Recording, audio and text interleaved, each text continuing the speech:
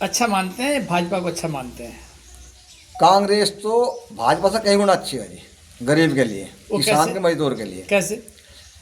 अगर कांग्रेस की बात की जा, पिछले नेहरू के कार्यकाल की बात की जा, तो जो नेहरू जी ने गरीबों के लिए काम किए हैं वो भाजपा के किसी प्रधानमंत्री ने नहीं किए हैं। जैसा कि शिक्षा की बात की जा, जब तक नेहरू जी का शासनकाल रहा, देश में एकल शिक्षा पद्धति लागू रही।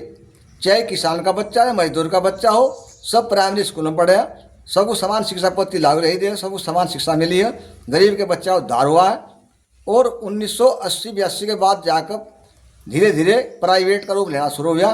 और आज तो हालत ये हो गया कि मोदी जी और आपके योगी जी, भारतीय जनता पार्टी ने गरीबों का जीना हराम कर दिया, शिक्षा छीनना काम कर दिया। 5000 प्राइमरी स्कूल योगी जी ने अभी बंद कर दिया है। उनमें किसी अडानी अंबानी का बच्चा नहीं पढ़ता था, उन स्कूलों में मजदूर के बच्चे पढ़ते थे।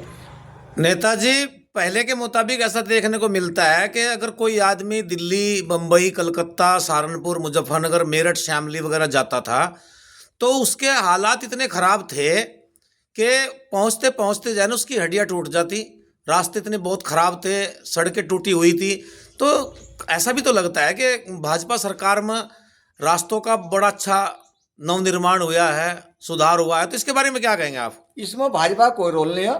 मैं आपको बताऊं, जितने भी सड़क बनी हुई हैं, हाईवे बन रहे हैं, ये सब प्राइवेट कंपनी बना रही है। और वे प्राइवेट कंपनी लगा रही 2 करोड़ और कमा रही 20 करोड़।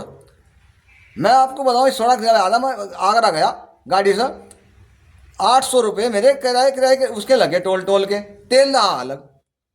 तो इसमें सरकार का क्या योगदान है? कोई योगदान नहीं सरकार का सड़कों बनाने में। बीजेपी सरकार ने बहुत अच्छे अच्छे स्कूल, कॉलेज खुलवा रखे हैं, यूनिवर्सिटी खुलवा रखी है।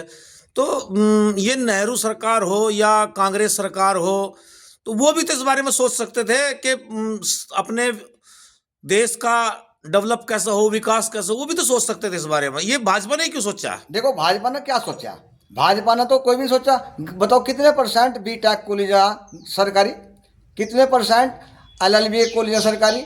सरकारी तो सरकार खत्म करती जा रही है। देखो, अगर देश में सरकारी शिक्षा पद्धति लागू होगी तो गरीब के बच्चे को फायदा होगा। अगर लड़का बी.टेक कर रहा है, M.Tech कर रहा है, सरकारी में कर रहा है, तो वो फ्री काम। शिक्षा प्रणाली के आधार पर भारत ने मेक इन इंडिया का जो नारा दिया है, तो वो किसी ना किसी उद्देश्य से, किसी ना किसी बात को सोचकर, तो कोई ना कोई योजना तो है ही मेक इन इंडिया के आधार पर। नहीं, कोई योजना नहीं है, ये सिर्फ अमीरों की योजना है। निजीकरण पे क्या कहेंगे? डिजिटल कोई इंडिया नहीं है। जब हमारा गरीब दुखी है, किसान दुखी, मजदूर दुखी है, तो डिजिटल कहाँ में हो गया? निजीकरण? निजीकरण तो उससे भी खराब है। निजीकरण की बात ले लो आप लोग। यदि आप प्राइवेट कॉलेज में, हमारा यहाँ का लड़का नौकरी कर रहा प्राइमरी में, तो उसे 8-10 हज़ार तो ऊपर नहीं मिलते हैं।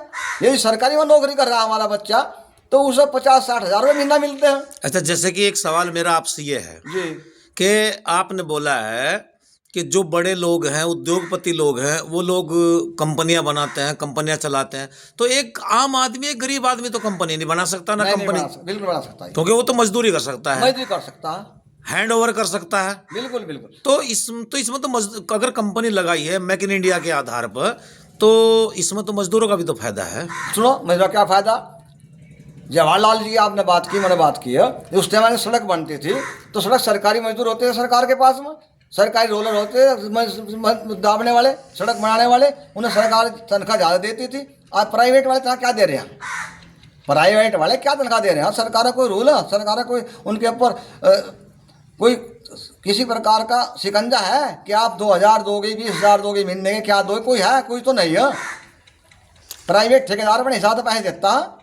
अगर मजदूर ये चाहता है कि ये काम 10 दिन के अंदर अंदर पूरा हो जाए और वहाँ 100 मजदूर लगकर उस काम को पूरा नहीं कर सकते, मशीनरी के आधार पर अगर बीजेपी सरकार ने कुछ ऐसी पहल की है, तो इसमें क्या बुराई कर दी? बुराई तो है भाई, जब मजदूरों को काम मिल रहा वो ठल्ली बैठ गया।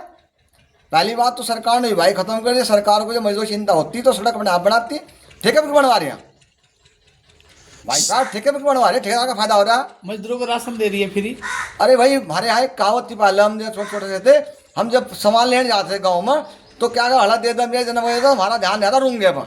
जो रूंगा फाल देगा उसका सामान लाओगे, चाहे वो नमक में किस भाव दे दो। यही हाल आज की तारीख में। ये तो रूंगा आए, हमने देखा हमारा मिनिमम वेतन घटा दिया, हमारी रेल बंद कर दी, हमारे स्कूल बंद कर दिए, हमारा कहीं ध्यान नहीं है, हमारा ध्यान है राशन मिल रहा, क्या राशन मिल रहा? तो नरेंद्र मोदी 5 किलो राशन मिल रहा। नरेंद्र मोदी जी को प्रधानमंत्री पद से अगर हटा दिया जाए, हाँ, तो आपकी नजरों में इस देश को सही ढंग से चलाने वाला कौन ऐसा व्यक्ति है जिसको प्रधानमंत्री बना दिया जाए? क्या कहेंगे इस बारे में आप? देखो जी, जितने भी प्रधानमंत्री बने हैं वे सब मोदी से बढ़िया बने हैं। गरीबों के हित की बात की जा, वे सब इससे बढ़िया बने हैं मोदी जी से, और किसी को बना दो इससे बढ़िया जाएंगे। उत्तर प्रदेश के क्या हालात हैं? उत्तर प्रदेश का हालत बहुत से बदतर है। यहाँ पर तो बसपा सरकार थी, अपनी सपा सरकार थी, और कांग्रेस सरकार भी रही है। आदि रही है। तो ये उत्तर प्रदेश में आज खुले में आदमी घूम रहा है, खुले में आदमी सो रहा है, जाग रहा है, चल फिर रहा है, कोई डकैती कोई चोरी चकारी नहीं है, बिजली बहुत अच्छी आ रही है। तो इस बारे में क्या कहेंगे? ये जो अभी आपने वो बात की है, आदमी खुले में घूम रहा है। जो हाथरस में कांड हुआ था, हाथरस की लड़की, दलित समाज की, बालिंग समाज की लड़के को राजपूत के लड़कों के साथ में बलात्कार किया, और डीएम एसडीएम एसएसपी ने आकर और रात के 2 बजे फुकवा दी, उसका अंतिम संस्कार कर दिया। ऐसा तो किसी शासनकाल में नहीं हुआ होगा। तो किस तरह कार्य आप जो अभी कुलदीप सेंगर है, भाजपा का 4 पार का विधायक है, उसने अपनी नौकरी लड़के के साथ में बलात्कार किया, 2 साल उसका केस दर्ज नहीं हुआ। जब पूरा हंगामा हुआ तब जाकर उसके ऊपर उसका केस दर्ज हुआ, और आज सलाह कोई पीछे है। कुलभूषण शरण सिंह भाजपा का एमपी है, भारत की जो मेडल जीत कर लाती है लड़के जिनके ऊपर गौरव करता है देश, उस पर केस चल रहा है, उसका कोई नहीं। जब इतना बड़ा समाज है तो इनके ऊपर केस कैसे चल रहे हैं? तो कहीं ना कहीं आप बीजेपी की कार्यप्रणाली पर सवाल उठाते हुए आप नाराज हैं। भाई नाराज पर क्या, जातिवाद जितना बड़ा इस सरकार में, राजनाथ सिंह की सरकार रही है, कोई लड़की रात को फूकी है, कोई बलात्कारी लड़की रात को फूकी है, किसी घर गिरा गया। आज मुसलमान कोई कार्य कर दो, कोई गलत काम कर दो, चाहे नाम ही आ जाओ, तो उसका उल्टा घर गिरा जाते हैं। उत्तर प्रदेश की अगर बात करें जी, तो यहाँ पर बहुजन समाज पार्टी ने 4 बार मुख्यमंत्री बहन मायावती ने शासन किया, तो उसके बारे में आज की तुलना के आधार पर क्या कहेंगे आप? आज की तुलना से की जाए तो ये 0 नंबर है। अगर किसान के हित की बात की जाए तो बहन जी के कार्यकाल में 712 120 रुपये प्रति क्विंटल गन्ना रेट बढ़ा था। इनका 8 साल में 85 रुपये बढ़ा। मुख्यमंत्री अखिलेश यादव जी के बारे में क्या विचार है आपका? अखिलेश यादव जी ठीक है, थोड़ा बात हो मुसलमानों ज़्यादा हो जाए, आतंकवाद ज़्यादा फैलाते हैं। तो मुसलमान इस देश का शासक नहीं है, इस देश का वासिंदा नहीं है। ज़्यादा छूट देता है ना, ज़्यादा छूट भी हानिकारक है। और जब बहुजन समाज पार्टी शासन करती थी, बहन मायावती जी थी, तो यहाँ के जो चमार अपने आप को 11,000 की लाइन का जो तार है वो बताते थे, उस बारे में क्या कहेंगे आप? छूट तो छूट है। देखो जी, छूट ज़्यादा नहीं मिली वैसे चमारों को बहन जी के राज में भी, अगर चमार ने गलती करी दंड मिला उसे। तो सन 2027 में जो चुनाव होने जा रहे हैं, तो लगता है आपको कि इनके कारनामों का, इनके परिणामों का कुछ फेरबदल हो सकता है? हाँ, फेरबदल हो सकता है। अब की बार भाजपा सरकार नहीं आएगी 27 में, ये जनता सब देख रही है। कारण क्या रहेगा?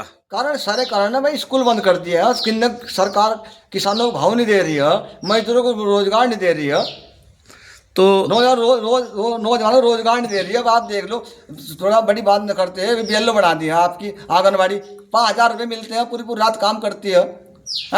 बीजेपी सुनो मेरी बात, मानदेय 5,000 रुपये दे रही है। ये सरकार इसे किस तरह देगी? अभी 2.25 लाख रुपये तनख्वाह दी है MLA की, इन्होंने बढ़ा के एकदम तो 3.25 लाख कर दिया। बीजेपी सरकार गरीब आदमियों को अंत्योदय के आधार पर जो 5 किलो राशन दे रही, तो अगर किसी और की सरकार बन गई तो क्या ऐसा हो सकता है कि उसको 5 किलो की जगह 15 किलो राशन मिलना शुरू हो जा? ये तो अगली बात है, तो कौन सरकार क्या नियम बनाएगी इसके बारे में हमें क्या भविष्यवाणी है? झूठे बोलने क्या फायदा? तो अच्छा तो तभी लगेगा भाई। देखो कुछ करा, जरा बहन सरकार थी पहले, और सरकार भी रही है, तो गरीबों को तेल मिलता था, चीनी मिलती थी, आज तो सिर्फ गेहूं मिलता है। कन्या धन लक्ष्मी के आधार पर बीजेपी सरकार ने एक मुहिम चलाई, और जिसमें लड़कियों को उनकी शादी के लिए और पढ़ाई लिखाई के लिए जो है 3-3 लाख रुपए तक का पैसा दिया है। तो क्या दूसरी अगर सरकार कोई आ गई तो उसमें ये डबल हो सकता है?